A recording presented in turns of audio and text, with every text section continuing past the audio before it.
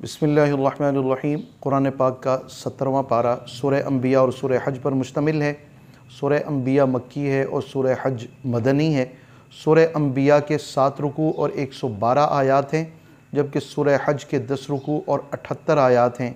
اس طرح یہ ٹوٹل 190 آیات مبارکہ اور 17 رکوع پر مشتمل پارہ ہے۔ اس کی خصوصیت یہ ہے کہ آیت کریمہ لا الہ الا انت سبحانک انی کنت من الظالمین یہ قرآن پاک کے اسی پارے کے اندر مذکور ہے، حضرت سیدنا یونس علیہ نبینا علیہ السلام کی دعا کے طور پہ۔ یوم حساب کے قرب کا یہاں بیان کیا گیا ہے اور اس کی ہولناکی کا تذکرہ ہے، پریشانیوں کا تذکرہ ہے، زلزلے کا تذکرہ ہے، حتیٰ کہ ماں اپنے دودھ پیتے بچے کو بھی بھول جائے گی، فراموش کر دے گی۔ اس کی دہشت اور ہولناکیوں کا تذکرہ ہے، انسان پر مدہوشی طاری ہو جائے گی۔ اب جب قیامت کی ہولناکی ایسی ہے تو انسان کو یہ بتانا مقصود ہے کہ پھر بھی تم اپنے کھیل تماشوں کے اندر مگن ہو۔ موت ایک بہت بڑی حقیقت ہے۔ ایک قیامت یہاں موت کی صورت میں بپا ہو رہی ہے اور ایک اصل قیامت ہے جس دن بندوں کا حساب کیا جائے گا۔ رائی دانے برابر بھی ہر چیز ریکارڈ کر دی گئی ہے، کوئی بھی کسی پر کچھ بھی مخفی نہیں رہے گا، خواہ اس نے اچھا کیا یا برا کیا۔ جنہیں مہلت ملی ہوئی ہے وہ غلط فہمی کا شکار ہیں کہ شاید ہم پکڑ میں نہیں ہیں، در حقیقت سبھی افراد آزمائش میں ہیں۔ یہ تو ہو کر ہی رہنا ہے، حتیٰ کہ اس دن جب اللہ تبارک و تعالیٰ کی بادشاہی ہوگی، کوئی اس کے برابر کا، کوئی اس کے مقابل کا اور کوئی اس کے ساتھ کا بادشاہت کا اعلان کرنے والا نہیں ہوگا۔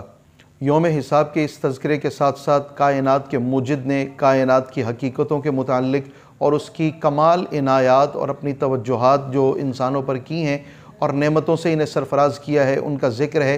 یہ شب و روز کا آنا، لیل و نہار کا اختلاف، سورج چاند ستاروں کی اور مختلف اشیاء کی تسخیر، حتیٰ کہ آسمان کو اس نے زمین کے اوپر تن دیا، گرنے سے اس کو بچائے رکھا ہے، پورے کے پورے نظام کو وہ چلا رہا ہے۔ تو یہ اس نظام کے تحت میں وہ ذکر کر رہا ہے کہ وہ واحد ذات ہے جو اس پورے کے پورے نظام کو سنبھالے ہوئے ہے۔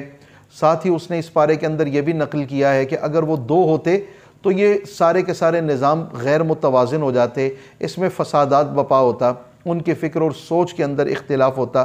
پوری کی پوری کائنات کا جب خالق اور مالک ایک ہے تو اس کی طرف توجہ کرنا چاہیے۔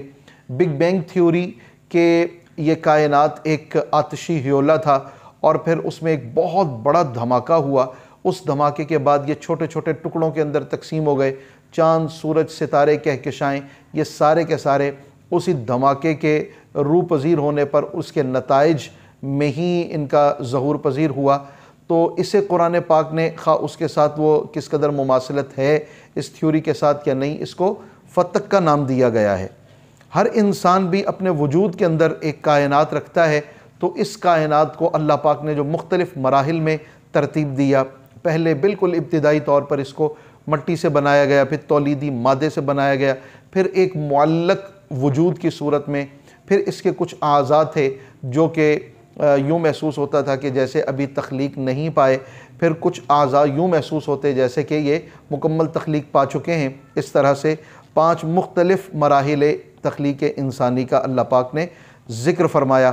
کائنات کا وجود پھر قائم رکھنے کے لیے اللہ پاک نے یہاں نظام سیاست کو قائم کیا، حکومت اسلامیہ کا قیام، اس کا ذکر فرمایا ہے کہ اس کا مقصد اس کے نظام مالیت کو اور نظام عبادات کو، پھر اس میں کچھ لوگوں کو نیکی کی طرف بلانا ہے، جہاں معاشرے کے اندر کچھ برائیاں ہوں ان برائیوں کا سد باب کرنا۔ یہ بھی اللہ پاک نے اس کائنات کو، اس کے نظام کو چلانے والے افراد کی ذمہ داریوں کے حوالے سے اپنی طرف سے جو دیے گئے اختیارات ہیں ان کا تذکرہ فرمایا۔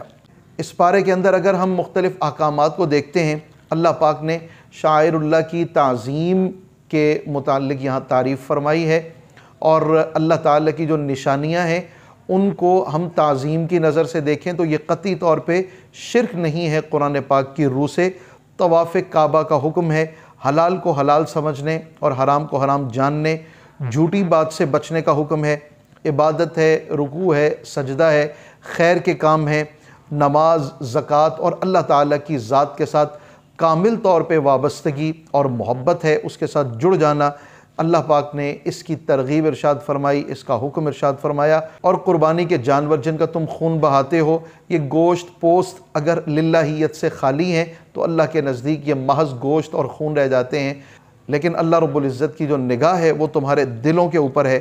بتوں کی بے بسی کو ظاہر فرما دیا، یہ جو تم اللہ کے مقابلے میں خدا بنائے ہوئے ہو، یہ تو مکھی بھی تخلیق نہیں کر سکتے، اور اگر وہ مکھی ان سے کچھ لے بھی جائے تو اس سے یہ واپس نہیں لے سکتے۔ جو بے بس ہیں وہ خدا بھلا ہو سکتے ہیں، اور یہ اتنی قدرتوں والا جو مالک ہے وہی تو تمہیں نواز رہا ہے۔ راہ خدا میں خوب کوشش کرنے کے حوالے سے ہمیں حکم ہے، خواہ وہ بصورت جہاد ہو یا وہ بصورت ابلاغ ہو، اس کے لیے بھرپور کوشش کی جانی چاہیے۔ نبیوں کا ذکر تو قرآن مجید فرقان حمید کا ایک زیور ہے۔ حضرات انبیاء علیہ السلام کے منصب نبوت کے متعلق اللہ نے ارشاد فرمایا، یہ فرمائشی نہیں ہے، اختیاری نہیں ہے، اللہ پاک کے انتخاب کی نظر جس کے اوپر پڑ جاتی ہے، اللہ پاک نے صرف انہی کو نبی بنایا، یہ اس کا حسن انتخاب ہے۔ رسول اقدس صلی اللہ علیہ وسلم قیامت کے دن میں تم سب کے اوپر گواہ ہوگے، جبکہ تم باقی افراد کے اوپر گواہ ہوگے۔ پوری کائنات کو ایک محمد الرسول اللہ صلی اللہ علیہ وسلم کی گواہی پر سچوں کو سچا اور جھوٹوں کو جھوٹا قرار دے دیا جائے گا۔ اتنی بڑی ذات ہے میرے اور آپ کے آقا صلی اللہ علیہ وسلم کی۔ انبیاء علیہ السلام کے نکاح، ان کا خورد و نوش، ان کا زندگی گزارنے کا بالکل وہی اسلوب جس طرح کے ہم لوگ گزار رہے ہوتے ہیں، یہ شان انبیاء کے خلاف نہیں ہے، بلکہ انسان کو سکھانے کے لیے ہیں کہ تمہارے لیے تعلیم کے یہ پہلو ہیں زندگی گزارنے میں۔ حضرت ابراہیم علیہ السلام بت پرستی کے خلاف سینہ سپر رہے، اس کا ذکر فرمایا، انہوں نے کعبہ تعمیر کیا اور انہوں نے اعلان حج کیا۔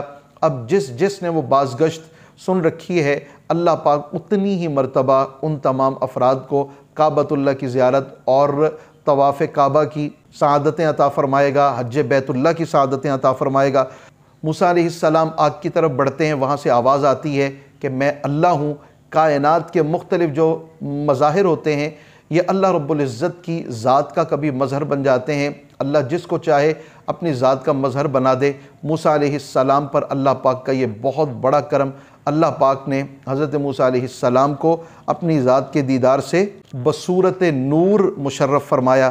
سیدنا ادریس علیہ السلام، حضرت ذوالکفل علیہ السلام، حضرت یونس، حضرت اسماعیل، حضرت زکریہ علیہ السلام کا خوبصورت تذکرہ ہے، ان کی دعاؤں کا تذکرہ ہے، اور نہایت ہی مختصر واقعات بھی اس میں مذکور ہیں۔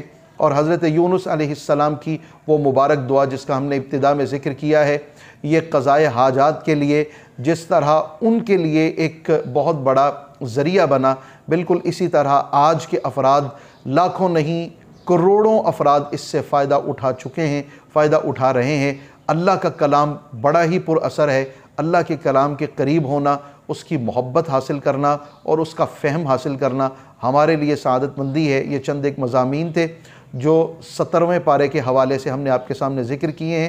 اللہ پاک ہمیں قرآن کا فہم اور اس کی محبت عطا فرمائے۔